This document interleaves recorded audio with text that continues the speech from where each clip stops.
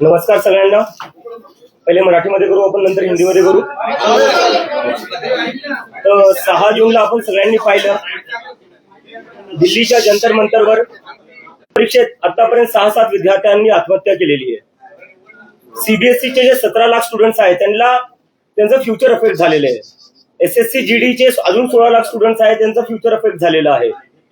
असं एकंदरीत पाहिलं तर आपण SSC GD, नीट, CBSE आणि CUET हे स्टुडंट जर बघायला गेले तर 1 करोड पेक्षा जास्त स्टुडंट्सचे फ्युचर अफेक्ट झालेलं आहे. तरीही याची जिम्मेदारी घ्यायला कोणी तयार नाहीये. त्यासाठी आम्ही 6 जूनला जंतर मंतरवर आंदोलन केलं होतं आणि आम्ही डिमांड केली आहे की धर्मेंद्र प्रधान यांनी तुरंत रेजिग्नेशन दिलं पाहिजे. पुण्यात उद्या 4 वाजता आम्ही आमचा शांतीपूर्ण प्रोटेस्ट करणार आहे आणि त्यानंतर आम्ही लखनौ, अमृतसर, जयपूर, बँगलोर इथेही आम्ही प्रोटेस्ट करणार आहे. तर आमची परत एकदा विनंती आहे की तुम्ही काही करून जिम्मेदारी घ्या, नैतिक जिम्मेदारी घ्या. तुमच्यामुळे स्टुडंट आत्महत्या करतायत, लाखो करोडो स्टुडंटचं भविष्य बर्बाद होतं तुमच्यामुळं, सगळं वाटोळं होऊ लागलं स्टुडंटचं. याची कोणीतरी जिम्मेदारी घ्यायला पाहिजे. देशात आज अकाउंटेबिलिटी राहिली कुठे? दिल्लीला या. जर धर्मेंद्र प्रधान यांचा राजीनामा नाही झाला तर 20 तारखेला दिल्ली येथे सगळ्या देशातला तरुण येईल आणि धर्मेंद्र प्रधानचा राजीनामा घेतल्याशिवाय वापस जाणार नाही. धन्यवाद.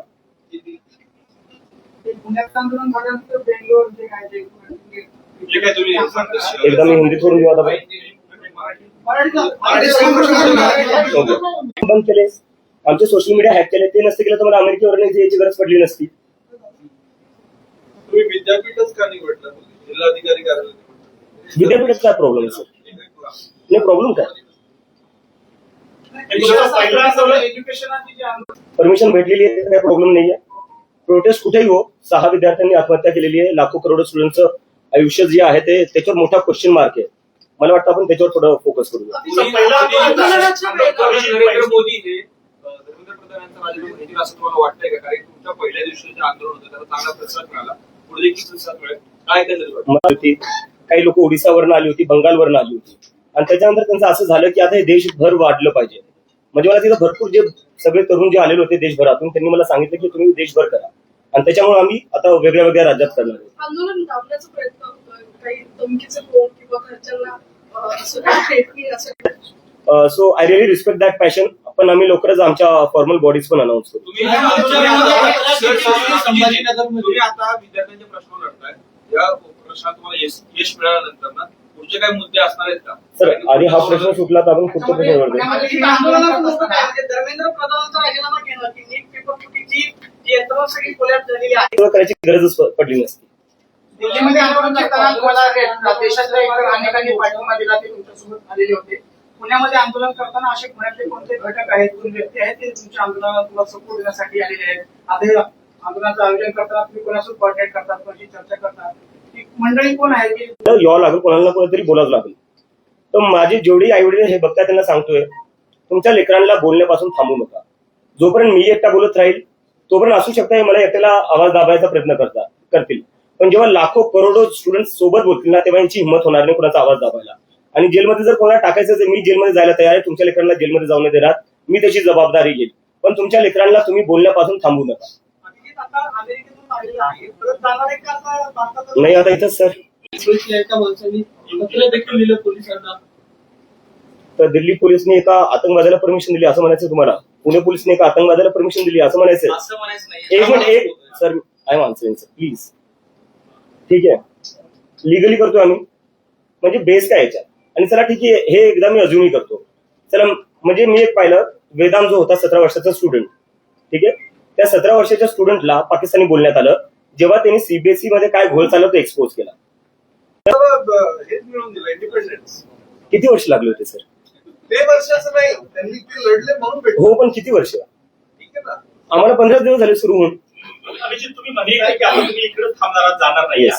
तुम्ही अमेरिकेत नेमकं कशासाठी होता? नोकरी होती, शिक्षण होतं, ते संपलं का? आणि त्यानंतर आता भारतात येऊन परत कायमस्वरूपी राहणार तर पुढे मला एक रिस्पॉन्सिबिलिटी होती माझ्यावर, मी सुरू केलेलं, त्यामुळे की मला कुठे ना कुठे देशात वापस यावं लागेल, आणि त्यामुळे मी आता इथं आलोय. भीती होती त्यांना?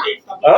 एक भीती होती काँग्रेस जनता पार्टीची आता राजकीय स्थापना झाली का? काय झालं पुढे? काय नाही, ही काय एक होतंय? मुवमेंट आहे सर, ही एक मुवमेंट आहे. आणि मी परत तुमच्या सगळ्यांना रिक्वेस्ट करतो, मी ऑफेंड नव्हते सर, मी रिक्वेस्ट करतो, आणि 15 दिवस झाले. 15 दिवस नेमकं विचारायचं काय आहे. नाही चर्चा भारताबद्दल? नाही, भारताबद्दल चर्चा होती, कारण की जर अमेरिकेत बघायला गेलं, अमेरिकेची जी आयटी, हा खूप चांगला प्रश्न विचारला, याच्यावरून मला आठवलं. अमेरिकेची जी आयटी आहे, आयटी इंडस्ट्री, ते सगळे भारतीय चालवतात. सिलिकॉन व्हॅली जी आहे, तिथे सगळ्या मोठ्या मोठ्या पोझिशन्सवर सगळे भारतीय आहेत. अमेरिकेत जर हायेस्ट अभिजित, तुम्ही अमेरिकेत शिक्षण घेतलंय, तिथली समजा एज्युकेशन प्रणाली पाहिली, काय बदल व्हायला पाहिजे, काय झालं पाहिजे, काय नाही, काय सर, त्याच्यावर आपण नंतर बोलू. आता आपण मला एक हिंदी, हमें सबको मिलकर आवाज उठानी पड़ेगी. जब तक ये लोग हमारी बात नहीं सुनते, हमें सबको साथ में आना पड़ेगा. कब तक इस देश में स्टूडेंट सुसाइड करते रहेंगे, कब तक इस देश में पेपर लीक होते रहेंगे, कब तक इस देश में सर्वर डाउन होते रहेंगे, और उसके बाद भी मंत्री अपनी कुर्सी पर बने रहेंगे. अगर आपकी एक गलती हो जाए, आपका फ्यूचर बर्बाद हो जाएगा. अगर आप कंपनी में कोई एक गलती कर दो, आपकी जॉब चली जाएगी. लेकिन या गलतियों पर गलतियां संबंधित आहेत, कुठल्या तरी विद्यार्थी चळवळ असेल किंवा धार्मिक संघटना असेल किंवा राजकीय पक्ष असेल किंवा जातीय पक्ष, मग हे ऑर्गॅनिक जनता पार्टी, कोकण जनता पार्टी कुठं आहे? ही सगळी कुठल्या संघटनेत काम करणारी मुलं आहेत. ऑर्गॅनिक जनता तुम्ही काही माहिती घेतली का या तपासाच्या संदर्भात? आणि दुसरी गोष्ट, या तपासामध्ये प्रामुख्याने जी लोक पेपर फुटीत होती ती पुण्यातली सहभागी होती, त्याच्या मागे नेमकं कोण आहे याबाबत काही तुम्ही माहिती घेतली का? सीबीआय माझ्यासोबत का बोलेल सर? मला तर वाटतं माझ्यावर सीबीआय रेड होईल. तुम्ही काय त्यांच्याकडे विचारणा केली का नाही, आतापर्यंत? नाही. एवढे म्हणजे हजारो तरुण जंतर मंतरवर येत आहेत, तरी ते ऐकायला तयार नाही. तुम्हाला वाटतं ते माझ्या एका ईमेलवर राजीनामा देतील? अभिजित, झुरळ हा एक उपद्रवी कीटक समजला जातो, रोगराई पसरवणारा कीटक समजला जातो. हे सगळे केळसवाड्या नजरेनं बघितलं जातं. तुमच्या पार्टीला गांभीर्याने का घ्यावं जनतेने? जुरळ कुठं बीजेपी समर्थकों को छोड़ने को बोला है इसके करो पार्टी ज्वाइन कर. मुझे लगता है देश एक डेमोक्रेटिक कंट्री है, जिसको जो पार्टी शुरू करना चाहता है कर सकता है, उसमें कोई रोक नहीं होनी चाहिए. आगे जाके हमको कांग्रेस जनता पार्टी कल जंतर मंतर से ज्यादा सपोर्ट है. आगे जाके राजनीति में 2029 के लोकसभा चुनाव के पहले कांग्रेस जनता पार्टी